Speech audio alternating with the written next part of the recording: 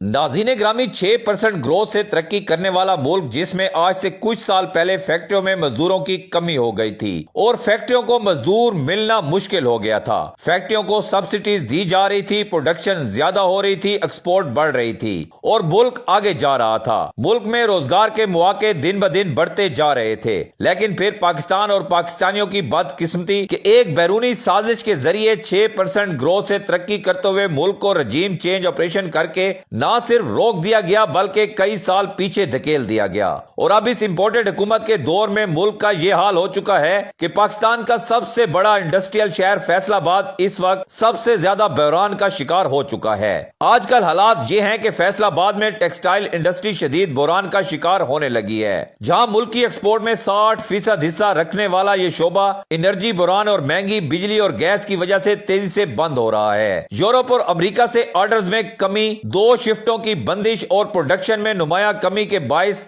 ہزاروں مزدور بے روزگار ہو چکے ہیں، جبکہ ہوزری انڈسٹری میں بھی 24 گھنٹے کام کی جگہ صرف 8 گھنٹے کام ہو رہا ہے۔ صنعت کاروں کے مطابق بنگلہ دیش اور ویتنام جیسے ممالک کے مقابلے میں زائد توانائی قیمتوں نے پاکستانی برآمدات کو غیر مؤثر بنا دیا ہے، جس کے باعث فیکٹریاں ایک ایک کر کے بند ہو رہی ہیں اور کام کرنے والے مزدور بھی شدید ذہنی دباؤ کا شکار ہیں اور بے روزگاری دن بدن بڑھتی جا رہی ہے۔ مزدور طبقہ سب سے زیادہ پریشان ہے اور اس وقت مزدور طبقہ اپنے بچوں کو 2 وقت کی روٹی کھلانے کے بھی قابل نہیں رہا، اور دوسری جانب یہ مافیا جو ملک پر قابض ہے، ان کے کرپشن کے قصے زبان زد عام ہیں۔ ابھی حالیہ IMF کی رپورٹ آپ کے سامنے ہے جس میں 5300 ارب روپے کی کرپشن کے انکشافات کیے گئے ہیں، اور پاکستانی عوام اس وقت ذہنی دباؤ کا شکار ہے اور سوچنے پر مجبور ہے کہ آخر ہمیں کس غلطی کی سزا دی گئی ہے۔ جب ملک 6% گروتھ سے ترقی کر رہا تھا، فیصل آباد میں تمام فیکٹریاں چل پڑی تھیں، ایکسپورٹ بڑھ رہی تھی، مزدوروں کی قلت ہو گئی تھی، تو رجیم چینج کر کے ان لوگوں کو مسلط کیا گیا جن کو اربوں روپے کی کرپشن پر سزائیں ہو چکی تھی